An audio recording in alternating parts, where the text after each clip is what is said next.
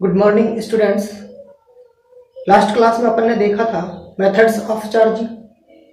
उससे पहले वाली क्लास में अपन ने देखा था electrostatic, the branch of the physics in which static charges are studied is called electrostatic. Electrostatic की चार एप्लीकेशन थी। पहली एप्लीकेशन थी कंप्यूटर प्रिंटर, फोटोस्टेट मशीन, ये सेकंड थी। थर्ड एप्लीकेशन थी इलेक्ट्रोस्टैटिक मेमोरी और फोर्थ एप्लीकेशन थी आपके कौन सी, सेस्मोग्राफ। ठीक है। उसके बाद अपन ने देखा था definition of electric charge. Electric charge के लिए डेफिनेशन क्या है? It is the property of the matter due to which it create electric field, magnetic field and also experiences them.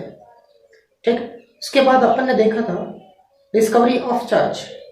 600 वर्ष पहले ग्रीस देश के मिलेटस के निवासी थेलस ने ये बताया कि एम्बर को अगर आप ऊन के कपड़े के साथ रगड़ते हो तो एक ऑब्जेक्ट पे, तो उस एम्बर के अंदर, उस ऑब्जेक्ट के अंदर लाइटर ऑब्जेक्ट को अट्रैक्ट करने की प्रॉपर्टी आ जाती है। क्या केवल एम्बर के बारे में ही बताया था क्या? नहीं, उन्होंने ग्लास रोड के बारे में बताया कि ग्लास रोड को सिल्क क्लॉथ के साथ रब्ड करो। ठीक है। और बताया एबोनाइट रोड को, एबोनाइट रोड को किसके साथ रब्ड करो? बिल्ली की खाल से। तो इन ऑब्जेक्ट्स के अंदर लाइटर ऑब्जेक्ट को अट्रैक्ट करने की प्रॉपर्टी आ जाती है। बट थेलस ये नहीं बता पाई कि इन बॉडीज पर, जैसे एबोनाइट की रोड पे, कांच की रोड पे और एम्बर पे, कि इन पे चार्ज क्रिएट हो रहा है। ये चार्ज वाली बात बताई थी, ये बताई थी बेंजामिन फ्रैंकलिन ने। उन्होंने कहा था कि कांच को, ग्लास रोड को अगर आप सिल्क क्लॉथ के साथ रब्ड कर दो तो उस पर एक प्रकार का चार्ज आता है। और कहा था कि एबोनाइट रोड को अगर बिल्ली की खाल के साथ अगर आप रगड़ते हो तो इस पे दूसरे टाइप का चार्ज आता है। तो एक प्रकार के चार्ज को उन्होंने पॉजिटिव नाम दे दिया और दूसरे प्रकार के चार्ज को उन्होंने नेगेटिव नाम दे दिया, नेगेटिव चार्ज नाम दे दिया। ठीक है। आगे बात समझे। उसके बाद अपन ने नेक्स्ट टॉपिक पढ़ा था electron theory of electric charge. Every matter is made up of atom. Atom have nucleus. Inside the nucleus proton and neutrons are present. Proton is positive charge and neutron is neutral, whereas electron move around the nucleus. ठीक है। When thermal energy providing to the atom, then electron gain energy and leave the atom. When electron leave the atom, then deficiency of charge will create on the atom and goes to the other atom. Then other atom increase negative charge. That means other atom gain electron. That means excess of electron. कहने का मतलब है जिस atom से electron निकलेगा उस पे positive charge आएगा और जिस एटम पे इलेक्ट्रॉन जाएगा उस पे नेगेटिव चार्ज आएगा। आगे बात समझ। उसके बाद अपन ने क्या देखा था? उसके बाद अपन का जो नेक्स्ट टॉपिक था बेटा वो था चार्जिंग, मेथड्स ऑफ चार्जिंग। क्या था? Methods of charging. First method था अपन का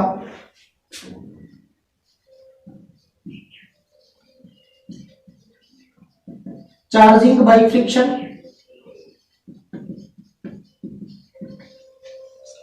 सेकंड मेथड था charging by conduction.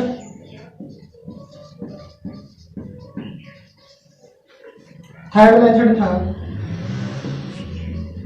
Charging by induction.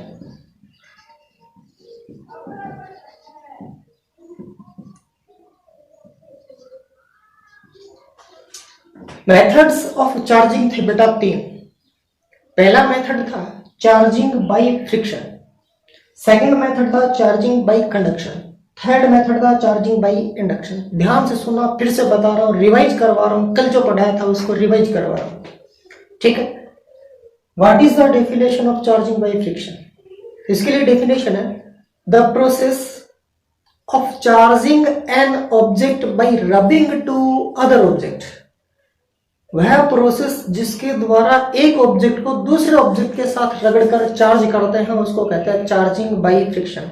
The process by which an object is charged by rubbing with other object is called charging by friction. Example मैंने आपको बताया था, glass rod rubbed with silk cloth, then glass rod emit the electron and silk cloth acquire the electron. silk cloth acquire the electron. That means on the glass rod deficiency of electron, and on the silk cloth excess of electron. Silk cloth पे electron अधिक हो रहे हैं, glass rod पे electron कम हो रहे हैं। और जहां पे मैंने आपको बताया था कि अगर इलेक्ट्रॉन कम होते हैं, मतलब अगर इलेक्ट्रॉन निकलते हैं तो उस पर पॉजिटिव चार्ज आता है और जिस पे इलेक्ट्रॉन जाते हैं उस पर नेगेटिव चार्ज आता है। तो सिल्क क्लॉथ तो आपका हो जाता है नेगेटिव चार्ज और ग्लास रोड हो जाती है आपकी पॉजिटिवली चार्ज। ये बात समझ आई कि नहीं बोलो? आ गई? आगे देखो। नेक्स्ट सेकेंड मेथड है charging by conduction. Charging by conduction, what is the definition of charging by conduction? तो इसके लिए डेफिनेशन सुनना। When A charged conductor brought in contact with uncharged conductor, then the same polarity of charge will create on the uncharged conductor. This process is called charging by conduction. कहने का मतलब है कि एक चार्ज्ड कंडक्टर को uncharged conductor के पास लेके आते हैं और एक दूसरे से टच करवाते हैं, तो इस चार्ज कंडक्टर पे जो भी चार्ज होगा वही चार्ज इस अनचार्ज कंडक्टर पे अगर आ जाता है तो इस प्रोसेस को अपन कहते हैं चार्जिंग बाई कंडक्शन। ध्यान से सुनो, एग्जांपल लेके फिर बता रहा हूं आज। ये है बेटा metallic conducting sphere, insulating state, यहाँ पे ये प्लस चार्ज है। इसको अगर मैं लेके आता हूं अनचार्ज्ड कंडक्टर के पास, अनचार्ज्ड कंडक्टिंग मेटेलिक स्फीयर के पास लेके आ गया पास, अभी कांटेक्ट में नहीं करवाया मैंने। ये हो गई आपके फर्स्ट स्टेप। सेकंड स्टेप में दोनों को कांटेक्ट करवाते हैं अपन।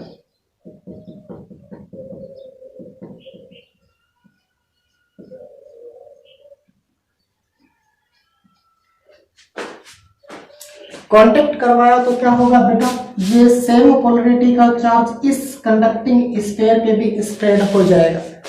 ठीक है, आगे बात समझ में। अब देखो इस कंडक्टिंग स्फीयर पे भी प्लस चार्ज है, इस पे भी कैसा चार्ज है, प्लस। तो एक दूसरे को रिपेल करेंगे, क्या करेंगे, रिपेल। और रिपेल करेंगे तो अपन इसको अगर अलग अलग बनाएंगे तो इस पे भी कैसा चार्ज होगा बोलो, पॉजिटिव चार्ज होगा। और इस वाले कंडक्टिंग स्फीयर पे भी कैसा चार्ज होगा बोलो, पॉजिटिव चार्ज होगा। ये बात समझ आई या नहीं आई, ये बताइए मेरे को। फर्स्ट स्टेप में क्या किया था, चार्ज्ड कंडक्टर को अनचार्ज कंडक्टर के पास लेके आए, यहाँ पे कांटेक्ट करवा दिया। कांटेक्ट करवाया तो सेम पोलरिटी का चार्ज इस पे भी आ गया, फिर सेम पोलरिटी का चार्ज होने से रिपल होगा और इन दोनों का अलग अलग करेंगे तो ये चार्ज डिस्ट्रीब्यूट हो जाएगा। अगली बात समझ में, यस और नो। ध्यान रखना, कंडक्शन में ऑब्जेक्ट को कांटेक्ट में लेके आना है। कंडक्शन में ऑब्जेक्ट को कांटेक्ट में लेके आना है और कांटेक्ट में लेके आओगे तो सेम पोलरिटी का चार्ज अनचार्ज कंडक्टर पे आ जाएगा, अनचार्ज बॉडी पे आ जाएगा। थर्ड प्रोसेस अपन का charging by induction. Charging by induction देखो ये रिवीजन चल रहा है, कल जो पढ़ा था उसका रिवीजन चल रहा है, अच्छे से समझने की कोशिश करना। लिखवा नहीं रहा, लिखवाने के लिए तो आपको लिखा हुआ तो आपके पास बुक के अंदर भी है, ठीक है ना, समझ लो यहाँ पे बस।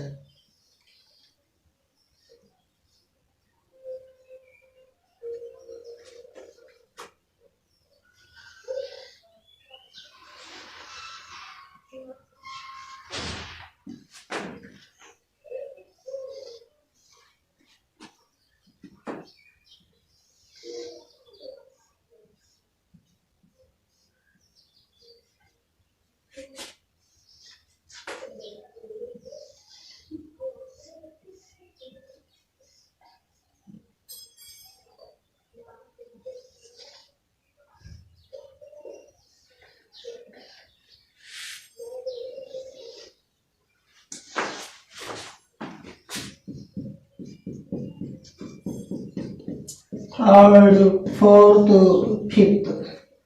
फर्स्ट स्टेप में क्या करना, take a conducting sphere on insulating stand. Insulating है, इंसुलेटिंग का मतलब है इसके अंदर से, इस स्टैंड के अंदर से इलेक्ट्रिक करंट फ्लो नहीं होगा।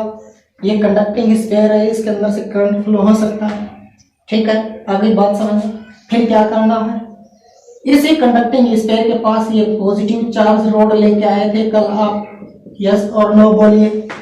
जब पॉजिटिव चार्ज रोड लेके आओगे तो अब ये बताओ, जब आप इसको कंडक्टिंग बता रहे हो, भाई ये कंडक्टिंग स्फीयर है, कंडक्टिंग मतलब चालक स्फीयर है, चालक स्फीयर है, ठीक है। चालक का मतलब है जिसके अंदर से इलेक्ट्रिक करंट फ्लो हो सकता है, जिसके अंदर से इलेक्ट्रॉन फ्लो हो सकते हैं, ठीक है। अब ये बताइए कि कोई भी एटम होता है वो एटम से मिलकर बना होता है, और एटम होता है, उस एटम की खास प्रॉपर्टी क्या होती है कि उस एटम के अंदर जितने इलेक्ट्रॉन होते हैं उतने ही प्रोटॉन होते हैं, या ऐसे बोल सकते हो आप, जितने प्रोटॉन होंगे उतने ही क्या होंगे, इलेक्ट्रॉन होंगे। प्रोटॉन होता है पॉजिटिव चार्ज, इलेक्ट्रॉन होता है नेगेटिव चार्ज। तो मैं कहूं कि इसके पास अगर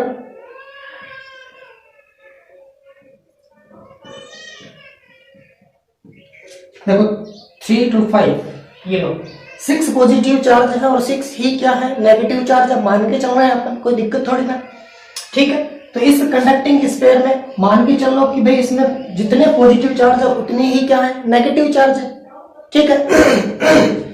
सेकंड स्टेप में इस कंडक्टिंग स्फीयर के पास पॉजिटिव चार्ज रोड लेके आओगे, ठीक है। कांटेक्ट नहीं करवाना है, यहाँ पे इंडक्शन है। कौन सा मेथड है, चार्जिंग बाय इंडक्शन है, ठीक है। कांटेक्ट नहीं करवाना, सिर्फ पास लेके आना। पास लेके आओगे तो इस कंडक्टिंग स्फीयर में पॉजिटिव चार्ज होंगे उतने ही नेगेटिव चार्ज होंगे। तो ये पॉजिटिव चार्ज है, पॉजिटिव चार्ज को तो रिपेल करेगा और नेगेटिव चार्ज को क्या करेगा, अट्रैक्ट करेगा। तो इसके अंदर अपन मान के चल रहे हैं कि भाई 6 पॉजिटिव है 6 नेगेटिव है, ठीक है ना, मान लेते हैं, कोई दिक्कत नहीं है। बट ध्यान ये रखना है कि जितने पॉजिटिव होंगे उतने क्या होंगे, नेगेटिव होंगे। तो इधर ये सपोज करो कि भाई पॉजिटिव चार्ज रोड को लेके आए, तो इधर इस कंडक्टिंग स्फीयर के पास इधर ये नेगेटिव चार्ज आएगा और इधर ये कौन सा चार्ज आएगा, बोलो पॉजिटिव चार्ज आएगा, ठीक है। इस एंड को मैंने बोला P और ये बोला Q। When positive charge rod brought near to the charged conducting sphere, then on P side of the conducting sphere negative charge will create, and on the Q side of the metallic sphere positive charge will create। Negative charge तो आया है इस positive charge के attraction की वजह से, आकर्षण की वजह से, ठीक है। और पॉजिटिव पॉजिटिव को रिपेल करता तो Q साइड पे क्या आ गया, पॉजिटिव चार्ज आ गया। आगे बात समझ में, यस और नो। नेक्स्ट देखो स्टेप थर्ड। स्टेप थर्ड में क्या है, ये तो पॉजिटिव रोड ही रहेगी, क्या रहेगी, पॉजिटिव रोड। और इसको क्या कर देना है, मेटालिक स्फीयर को ग्राउंड कर देना। क्या कर देना है, ग्राउंड। देखो यहाँ पे नेगेटिव चार्ज रखो, नेगेटिव चार्ज कोई दिक्कत नहीं, ये पॉजिटिव चार्ज रखो। अब बोलो, ये ग्राउंडिंग कर दिया मतलब अर्थिंग कर दी। अर्थिंग करने का मतलब है इलेक्ट्रॉन अर्थ में जा भी सकता है और आ भी सकता है अर्थ से, ठीक है ना। तो यहाँ पे पॉजिटिव चार्ज है, इस पॉजिटिव चार्ज को न्यूट्रल करने के लिए इलेक्ट्रॉन जमीन से कंडक्टिंग स्फीयर में आएंगे, मतलब ये इलेक्ट्रॉन आएंगे इधर से ऐसे, ये इलेक्ट्रॉन आएगा इस पॉजिटिव को क्या कर देगा, न्यूट्रलाइज कर देगा। सेकंड इलेक्ट्रॉन आएगा इसको क्या कर देगा, न्यूट्रलाइज कर देगा। कहने का मतलब है electron when conducting sphere is grounded, then electron come from the ground and neutralize the positive charge on a Q side, and neutralize the positive charge on a Q side। Next fourth step में क्या करना है बेटा, कुछ नहीं करना, ये earthing हटा देनी है, अर्थिंग रिमूव कर दो। अर्थिंग रिमूव करोगे, ठीक है। और यहाँ पे तो नेगेटिव चार्ज रहेगा, क्या रहेगा, नेगेटिव चार्ज। बट ये पॉजिटिव चार्ज तो क्या हो गया, न्यूट्रलाइज हो गया। कहां से न्यूट्रलाइज हुआ, जो ग्राउंड से इलेक्ट्रॉन आ रहे हैं ना, उन्होंने क्या कर दिया, न्यूट्रलाइज कर दिया। क्या कर दिया, न्यूट्रलाइज। तो इस साइड ये क्या रहेगा, ये पी साइड की side negative side, negative charge रहेगा। कौन सा चार्ज रहेगा, नेगेटिव चार्ज। ये नेगेटिव चार्ज यहाँ पे क्यों है, इस पूरे स्फीयर में क्यों नहीं फैला। तो आप कहोगे कि सर ये पॉजिटिव रोड है, इस नेगेटिव चार्ज को क्या कर रही है, अट्रैक्ट करके रख रही है। फिर माइंड के अंदर दूसरा क्वेश्चन भी आ रहा होगा, क्या कि सर ये नेगेटिव चार्ज इस मेटेलिक स्फीयर से बाहर क्यों नहीं आ रहा। ये जो नेगेटिव चार्ज है ना, ये मेटेलिक स्फीयर से बाहर क्यों नहीं आ रहा। माइंड के अंदर क्वेश्चन आ रहा हो, क्यों नहीं आ रहा। तो आप कहोगे कि सर इस मेटेलिक स्फीयर को हमने कहां पे रखा हुआ है, इंसुलेटिंग स्टैंड पे रखा हुआ है। कहां पे रखा हुआ है, इंसुलेटिंग स्टैंड पे। अगर ये कंडक्टिंग स्टैंड होता तो हाँ ऑब्वियस ही बात है, नेगेटिव चार्ज कहां जाता, इस पूरे में फैल जाता। ठीक है, आगे बात समझे। फिफ्थ स्टेप में क्या करेंगे, इस पॉजिटिव रोड को हटा दो। पॉजिटिव रोड को हटाने के बाद क्या यहाँ पे अट्रैक्शन रहेगा क्या, नहीं रहेगा, और ये क्या होगा, ये सारे के सारे इलेक्ट्रॉन है ये यहाँ पे इसमें क्या हो जाएंगे, स्प्लिट हो जाएंगे। आगे बात समझ में, ये सुनो, कैसी रोड पास लेके आए थे, पॉजिटिव, और मेटेलिक स्फीयर को कैसे चार्ज कर दिया, नेगेटिव।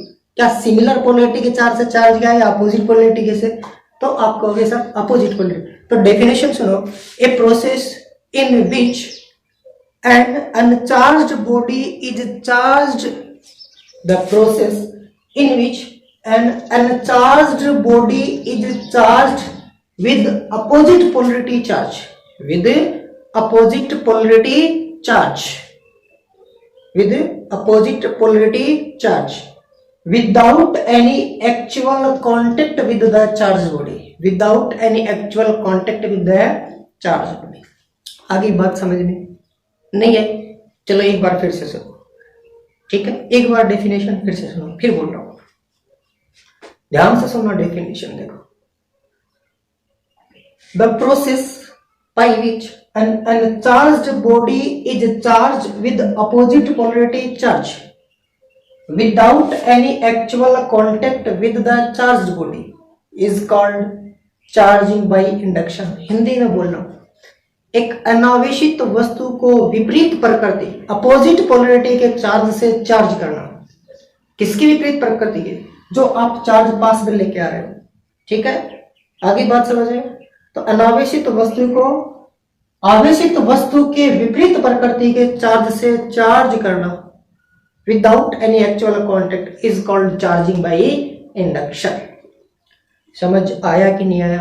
आया। अब आपके माइंड में एक क्वेश्चन और आ रहा है। क्या क्वेश्चन आ रहा है? क्वेश्चन ये आ रहा है कि सर यहाँ पे इसको आपने नेगेटिव चार्ज किया है, हमें नेगेटिव नहीं करना, हमें तो कैसा चार्ज करना है, इस मेटेलिक कंडक्टिंग स्फीयर को पॉजिटिव करना है। कैसे करोगे बोल, कोई है तरीका? बिल्कुल है तरीका। क्या करना, फर्स्ट स्टेप ऐसी कैसी रहेगी, कंडक्टिंग स्फीयर लेना है और क्या लेना है, इंसुलेटिंग स्टैंड पे कंडक्टिंग स्फीयर ले लेना। सेकंड स्टेप में क्या करना है, यहाँ पे पॉजिटिव रोड लेके आए थे ना, नेगेटिव रोड ले आना। कैसी रोड ले आना, ये नेगेटिव ले आना, ये नेगेटिव रोड लो आप, ठीक। अब ये नेगेटिव रोड लेके आओगे तो इधर ये कैसा चार्ज आएगा, पॉजिटिव चार्ज आएगा, और ये कैसा हो जाएगा, नेगेटिव हो जाएगा। तो दिक्कत है। अब ये कैसी रोड है बोलो, ये नेगेटिव है। कैसी रोड है, नेगेटिव रोड है। तो यहाँ पे ये चार्ज ये पॉजिटिव रहेगा, और यहाँ पे क्या हो गया, इलेक्ट्रॉन। आ गई क्या बात समझ में यहां तक? अब देखना, यहाँ पे ध्यान से सुन लेना।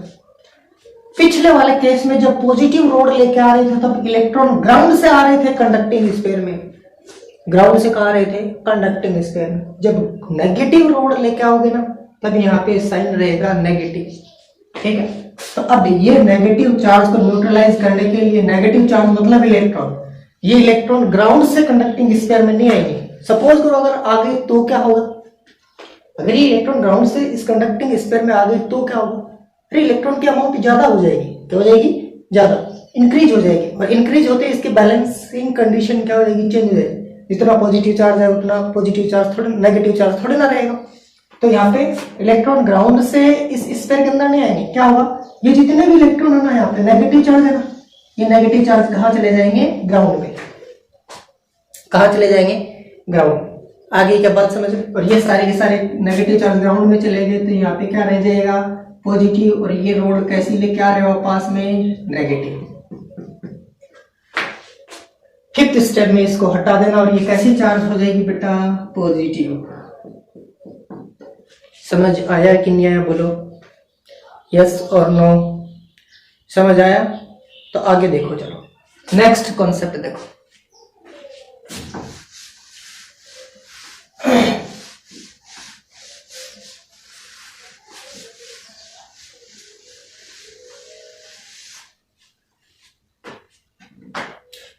मेरा क्वेश्चन है आपसे, एक आवेशित वस्तु एक अनावेशित वस्तु को किस प्रकार आकर्षित करती है? A charged body how to attract an uncharge body, एक आवेशित वस्तु एक अनावेशित वस्तु को आकर्षित कैसे करती है, यही कॉन्सेप्ट काम आएगा। आकर्षित करवाने की बात कर रहे हैं अपन, अट्रैक्ट करवाने की बात कर रहे हैं, ध्यान से सुनो। सपोज बेटा ये चार्ज बॉडी है,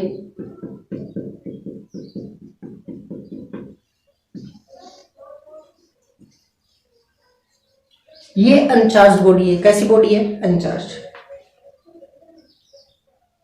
अब आपको पता है कि सर ये है तो कंडक्टिंग स्फीयर, ये इंसुलेटिंग है। कंडक्टिंग है मतलब जितने पॉजिटिव चार्ज होंगे उतने क्या होंगे? Negative charge.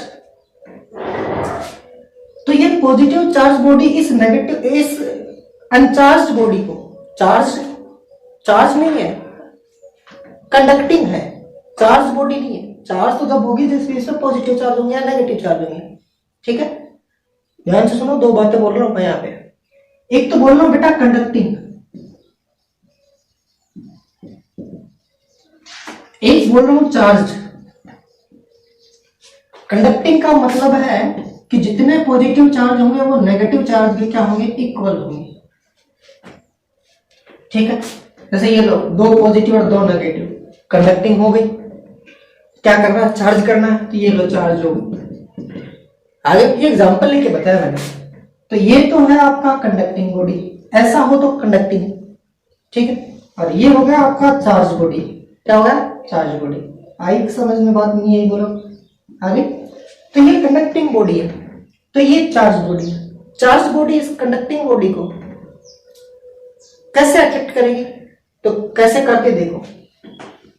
When a charged body brought near to the uncharged body, then opposite polarity will charge to the near surface of the charged body and same polarity charge will create at far away।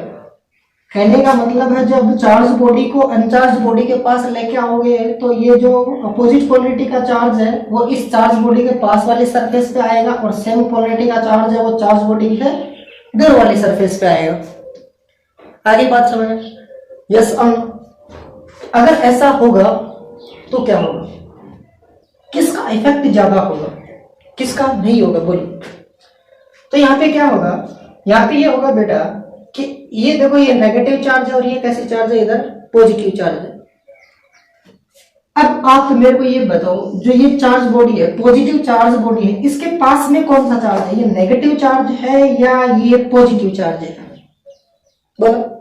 तो आप कहोगे कि sir इस positive charge body के पास में ये negative charge है और थोड़ा दूर ये कौन सा है? ये वाला पॉजिटिव चार्ज है। तो ये पॉजिटिव चार्ज इस नेगेटिव चार्ज को क्या करेगा? अट्रैक्ट करेगा। क्या करेगा? अट्रैक्ट। और ये थोड़ा दूर होने की वजह से इस पॉजिटिव चार्ज का कोई भी इफेक्ट नहीं लेता, कोई इफेक्ट नहीं लेता। थोड़ा बहुत इफेक्ट होता है, उसको अपन अट्रैक्ट मान के चलते हैं।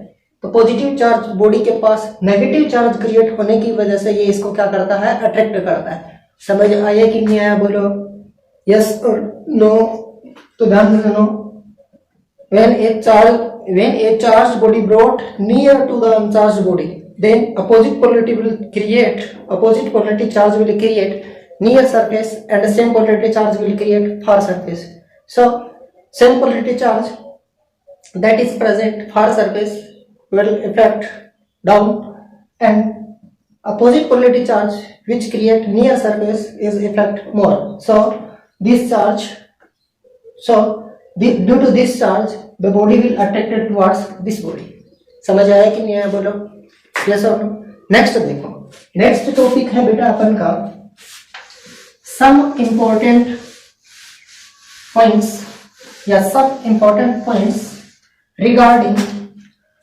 Regarding charging of object. Next some important points regarding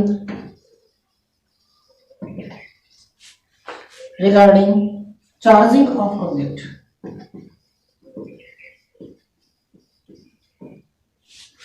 charging of object आगे बताना है। अभी तक जो पीछे पढ़ा है उसका कंक्लूजन यहाँ पे 5 से 6 पॉइंट में अपन लिखेंगे।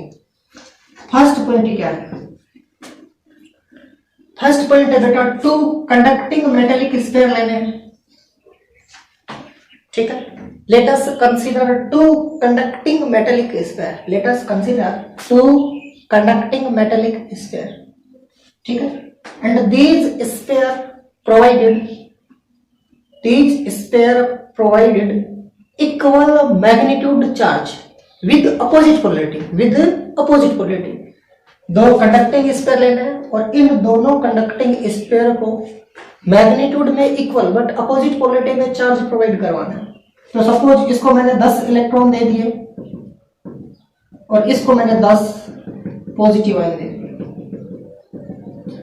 अब ये आप तो समझ ही गए होंगे, थोड़ा बहुत कॉमन सेंस तो होगा कि सर इसको 10 इलेक्ट्रॉन दिए हैं, मतलब ऑब्वियस सी बात है सर यहाँ पे 10 पॉजिटिव चार्ज आएंगे। भाई यहां से इलेक्ट्रॉन छोड़ के यहाँ गए हैं तो ऑब्वियस सी बात है सर यहाँ पे इलेक्ट्रॉन बढ़े हैं और यहाँ पे इलेक्ट्रॉन क्या हुए, कम हुए। और जहां पे इलेक्ट्रॉन कम हुए उसको बोलते हैं डेफिशिएंसी ऑफ इलेक्ट्रॉन, जहां पे इलेक्ट्रॉन अधिक हुए वहां पे बोलते हैं एक्सेस ऑफ इलेक्ट्रॉन, ठीक है। तो यहाँ पे अमाउंट बढ़ा, अगर मैं कहूँ इसके लिए लिखोगे तो आप क्या लिखोगे, 10 इलेक्ट्रॉन, माइनस में लिखोगे भाई 1 इलेक्ट्रॉन अधिक होता है तब लिखते हो आप 1 -1, 2 इलेक्ट्रॉन अधिक होता है तब लिखते हो -2, 3 इलेक्ट्रॉन अधिक हो तो लिखते हो -3। और यहाँ पे तो 10 इलेक्ट्रॉन माने अपन ने, तो कितने अधिक है बोलो, 10 इलेक्ट्रॉन अधिक है इसके पास। क्या इसके पास 10 इलेक्ट्रॉन अधिक है क्या, नहीं है, इसके पास 10 इलेक्ट्रॉन कम है तो आप लिखोगे +10। कहने का मतलब है इसको तो 10 इलेक्ट्रॉन और चाहिए और इसके पास 10 इलेक्ट्रॉन ज्यादा है, 10 इलेक्ट्रॉन क्या है, ज्यादा है, ठीक है। तो ये है पॉजिटिव चार्ज और ये है कैसी, नेगेटिव चार्ज। आपको पता है इलेक्ट्रॉन के लिए मास कितना होता है, 9.1 × 10⁻³ kg। प्रोटॉन पे चार्ज होता है, प्रोटॉन को अपन लिखते हैं ई से प्लस में, ठीक है, 1.67 × 10⁻27 kg। अगर बेटा एक इलेक्ट्रॉन का मास इतना है तो 2 इलेक्ट्रॉन का कितना होगा, इसको 2 से मल्टीप्लाई कर दो, 3 का कितना होगा, 3 से मल्टीप्लाई कर दो। बट यहाँ पे तो 10 इलेक्ट्रॉन ज्यादा है तो 10 से मल्टीप्लाई करना पड़ेगा, नहीं पड़ेगा बोलो। पर मैं पूछूं कि इस बॉडी का जो मास है वो कितना बड़ा है, तो आप कहोगे कि सर 10 इलेक्ट्रॉन इसके पास ज्यादा है और 1 इलेक्ट्रॉन का मास इतना होता तो उसको 10 से मल्टीप्लाई कर देंगे तो इतना मास इस बॉडी का बढ़ जाएगा, इंक्रीज हो जाएगा। फिर मैं कहूँ क्या इसके मास पर भी इफेक्ट आया क्या, तो आप कहोगे यस सर। कैसे कि सर इसने 10 इलेक्ट्रॉन लॉस किया, इसके पास 10 पॉजिटिव चार्ज है तो यहाँ पे 10 इलेक्ट्रॉन कम है, क्या है, कम। बट है कौन सा चार्ज, पॉजिटिव चार्ज। पॉजिटिव को बोलते हो प्रोटॉन और एक प्रोटॉन का चार्ज कितना होता है, 1.67 चार्ज नहीं सॉरी, एक प्रोटॉन का मास कितना होता है, 1.67 × 10⁻27 kg। तो 10 प्रोटॉन का मास तो 10 × 1.67 × 10⁻27 kg।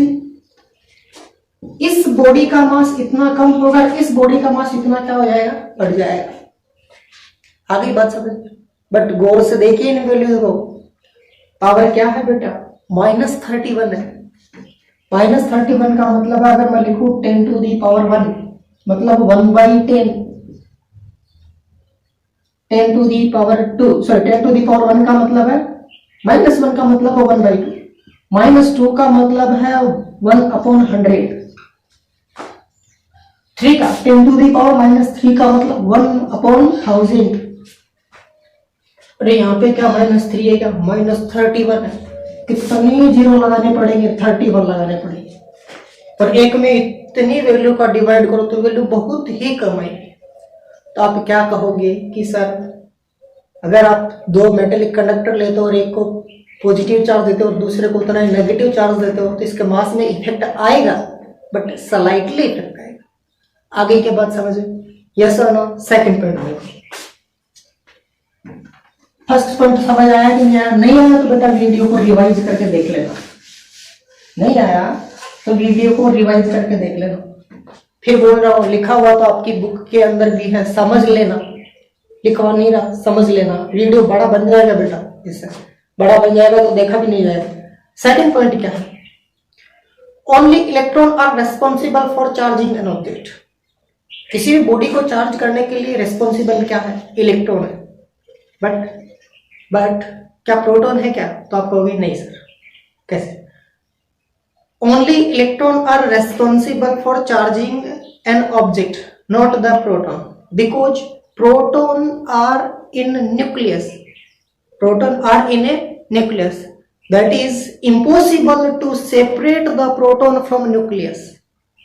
न्यूक्लियस से प्रोटॉन को सेपरेट करना इम्पॉसिबल है. क्या है? इम्पॉसिबल है. क्या इलेक्ट्रॉन को कर सकते हो? बिल्कुल सर. कोई एटम होगा, उस एटम को थर्मल एनर्जी देंगे और इलेक्ट्रॉन न्यूक्लियस के अराउंड घूमता रहता है और हम क्या करेंगे? थर्मल एनर्जी देंगे और इलेक्ट्रॉन बॉन्ड ब्रेक करेगा और एटम से क्या आ जाएगा? बाहर आ जाएगा.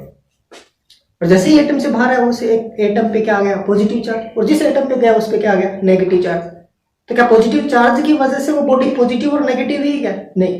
किसकी वजह से हुई? इलेक्ट्रॉन की वजह से. किसकी वजह से हुई है? इलेक्ट्रॉन की वजह से. तो इलेक्ट्रॉन ने एटम छोड़ा, पॉजिटिव चार्ज, जिस एटम पे गया नेगेटिव चार्ज. तो एक बॉडी पे नेगेटिव और दूसरी बॉडी पे पॉजिटिव. और बेंजामिन फ्रैंकलिन के अनुसार क्या हो गया? एक पे नेगेटिव चार्ज होगा, एक पे पॉजिटिव चार्ज होगा. ठीक है. तो ये जो बॉडी है, तो जो आपके जो चार्जिंग हुई है बॉडी, किसकी वजह से हुई है? इलेक्ट्रॉन की वजह से. किसकी वजह से हुई है? इलेक्ट्रॉन. समझ आ गई बात? थर्ड पॉइंट देखो.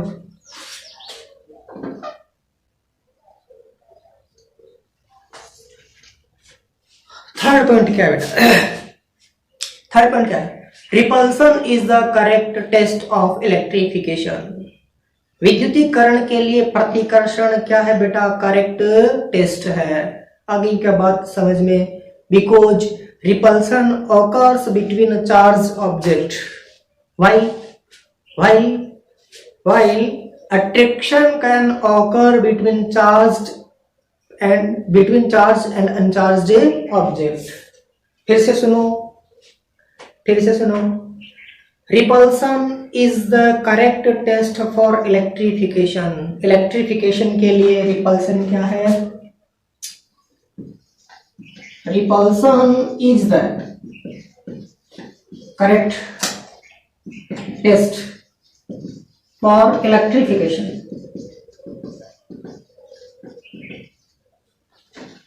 Repulsion is the correct test for electrification because repulsion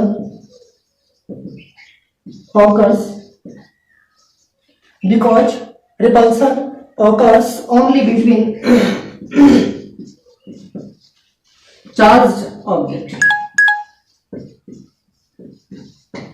while attraction occurs between charged and uncharged objects.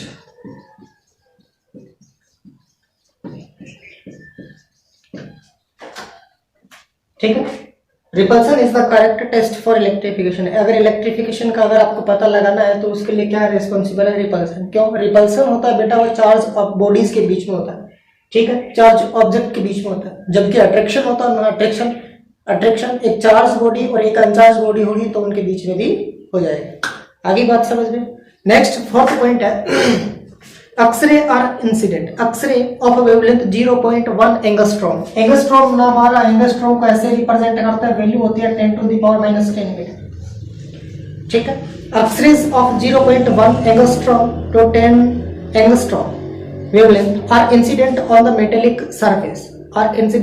metallic surface. Then electron are emitted from the metallic surface and metal surface become positively charged. X-ray of 1 angstrom to 10 angstrom. X-ray of a wavelength 1 angstrom to 10 angstrom are incident on the metallic surface. Then electron are emitted from the metallic surface and metal become positively charged. आगे क्या बात समझ में? Yes or no? समझ आ गई?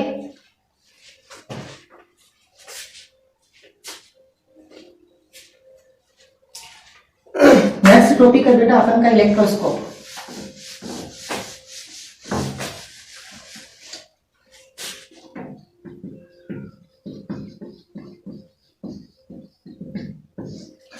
क्या है आपका इलेक्ट्रोस्कोप? इसको बोलते हैं बेटा हिंदी में विद्युतदर्शी.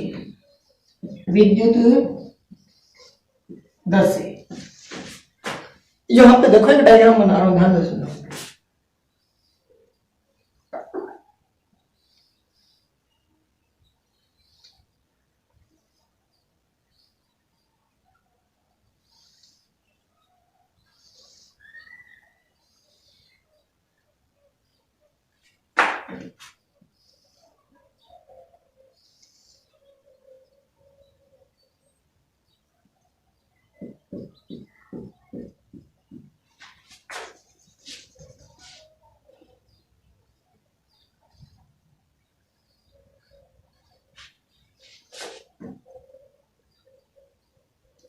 ये है मेटल रोड, ये है ग्लास जार, ये है गोल्ड लीफ,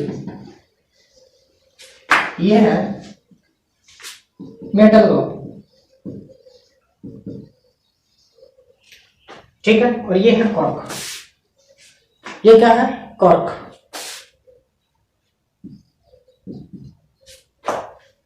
आगे की बात समझ में, अब सुनो ध्यान से। ये है बेटा आपका इलेक्ट्रोस्कोप इक्विपमेंट, ठीक है ना। आगे बात समझ में बेटा, ये मेटल रोड है पूरी इधर से, और यहाँ पे मैंने ये सोने की दो पत्तियां, सोना होता ना गोल्ड, गोल्ड की दो पतली पत्तियां ऐसे लटका रखी हैं, ऐसे आ रही है बात समझ में, ठीक है। और ये हो गया आपके क्या? Metallic road. इस मेटेलिक रोड के ऊपर ये क्या हो गया? आपका मेटेलिक नॉब हो गया, ठीक।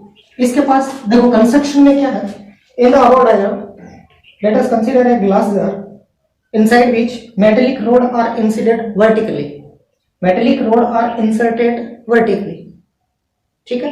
on the one end of the metallic rod two gold leaves, दो सोने की पत्तियां, ठीक। on the one end of the metallic rod two gold leaves are connected, ठीक है, and other end of the metallic rod metallic knob are connected. When this metallic knob near positive charge rod are come, मतलब इस metallic knob के पास जब positive charge road को आप इसके पास लेके आते हो और इसके कांटेक्ट करवाते हो, कांटेक्ट करवाने का मतलब आप कंडक्शन, क्या करवाते हो? कंडक्शन। ये पॉजिटिव चार्ज बेटा इस पे स्प्रेड होगा, क्या होगा? इस पे स्प्रेड होगा, फैल जाएगा। ये पॉजिटिव चार्ज आ रहा है ऐसे इस पे पॉजिटिव चार्ज आएगा,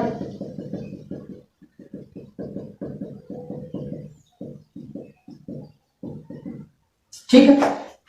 पॉजिटिव चार्ज रोड को जब मेटेलिक नॉब से आपने टच करवाया तो पॉजिटिव चार्ज इस मेटेलिक नॉब पे स्प्रेड हो गया, फैलेगा और यहां तक आएगा, और यहां पे आएगा तो ये दोनों की दोनों पत्तियां क्या होगी? देखो यहाँ पे पॉजिटिव चार्ज है, यहाँ भी पॉजिटिव है, इस पे भी पॉजिटिव है, सेम पोलैरिटी का चार्ज है, तो ये क्या होगा? रिपेल करेगी एक दूसरे को, क्या करेगी? रिपेल करेगी। आगे क्या बात समझ में? यस और नो? अरे समझ आया कि नहीं आया? बोलो तो समझ आ गया ना, ठीक है। आगे देखो, अब आप कहोगे कि सर इस एक्सपेरिमेंट का मतलब क्या है? इस एक्सपेरिमेंट का मतलब क्या है?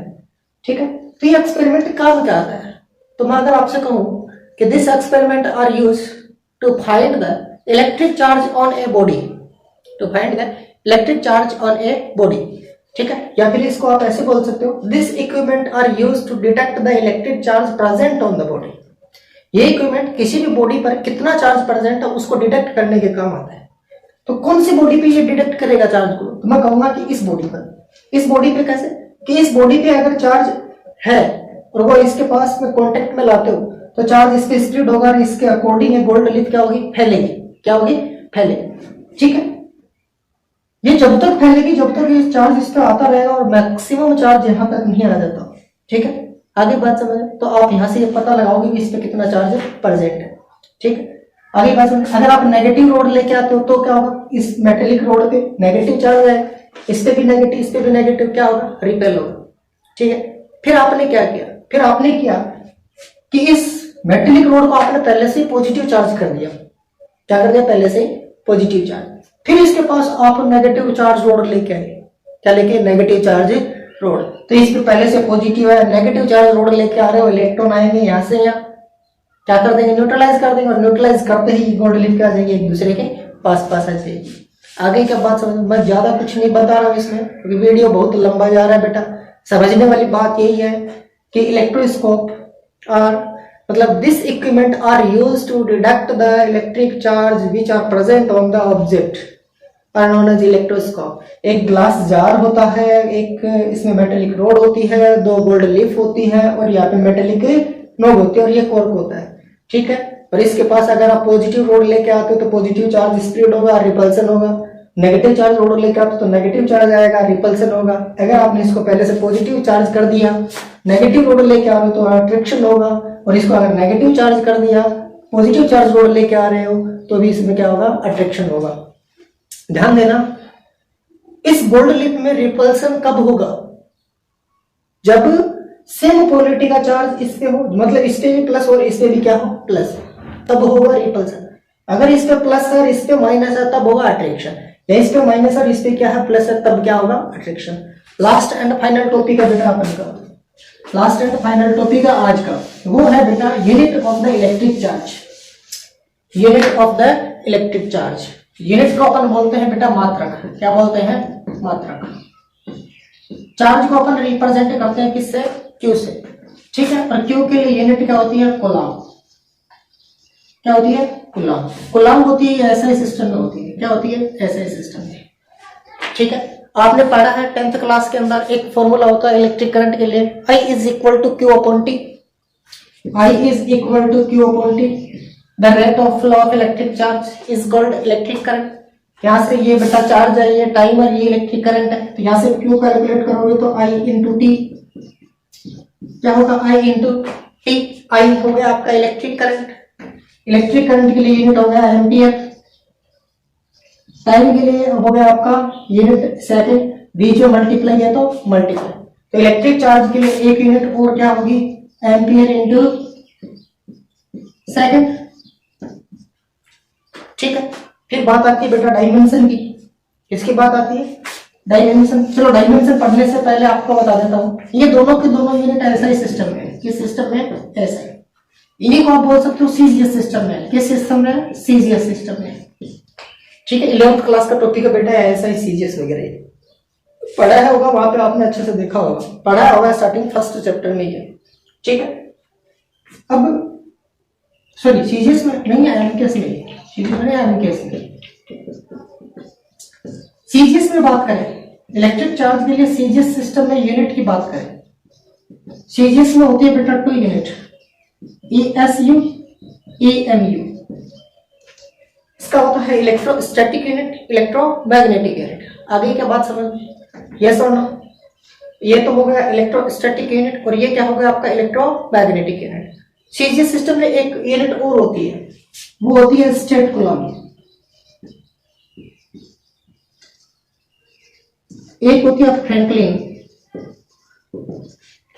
सीजीएस सिस्टम में एक तो होती है ईएसयू, एक होती है ईएमयू, या फिर स्टेट कूलम, या फिर फ्रैंकलिन, ठीक है। यहां से एक वैल्यू ध्यान रखना, 1 कूलम, 1 कूलम, सी का मतलब है coulomb, is equal, 1 coulomb is equal to 3 into 10 to the power 9, 3 into 10 to the power 9 ESU, 9 नहीं आती है। 1 coulomb is equal to 3 into 10 to the power 9 ESU। ESU का मतलब इलेक्ट्रोस्टैटिक यूनिट। क्वेश्चन आ सकता है, what is the relation between coulomb and ESU, 1 coulomb and ESU। तो 1 coulomb होता है वो 3 into 10 to the power 9 ESU पे क्या होता है, इक्वल होता है। इसके बाद ये जो कूलम है ना बेटा, ये कूलम है लार्ज यूनिट। क्या है, लार्ज यूनिट। अगर आपसे इसको छोटे, आप देखो मीटर होता है, किलोमीटर मानो, चलो किलोमीटर बड़ी यूनिट है। और अगर आपसे कहें कि भाई 2 मीटर कपड़ा लेके आना, तो किलोमीटर से आपके थोड़ी ना लेके आओगे, आप उससे छोटी यूनिट आपको पता होनी चाहिए, तो उसके लिए आप क्या यूज करो, मीटर। अरे ये बात समझ, मैंने कहा आप ड्राइंग बनाओ, 4 सेंटीमीटर लंबी लाइन ड्रॉ करने आप, तो क्या मीटर वाली स्केल से थोड़ी ना खींचोगे, आप छोटे वाली स्केल काम में लोगे। किलोमीटर, किलोमीटर से छोटी यूनिट मीटर, और मीटर से छोटी यूनिट सेंटीमीटर। वैसे ही कूलम क्या होती है, बड़ी यूनिट होती है। इससे छोटी यूनिट होती है बेटा 1 माइक्रो कूलम, इससे छोटी यूनिट होती है 1 नैनो कूलम, इससे छोटी यूनिट होती है 1 पिको कूलम, ठीक है। 1 माइक्रो कूलम के लिए वैल्यू होती है 1 into 10 to the power minus 6 coulomb. इसके लिए होती है 1 into 10 to the power minus 9 coulomb. इसके लिए होती है 1 into 10 to the power minus 12 coulomb. तो इस माइक्रो का मतलब होता है 10 to the power minus, nano का मतलब होता है 10 to the power minus 9, pico का मतलब होता है 10 टू दी पावर माइनस 1। समझ आया कि नहीं आया। एक लास्ट एंड फाइनल आपको ये ध्यान रखना है, 1 faraday is equal to 96500 coulomb.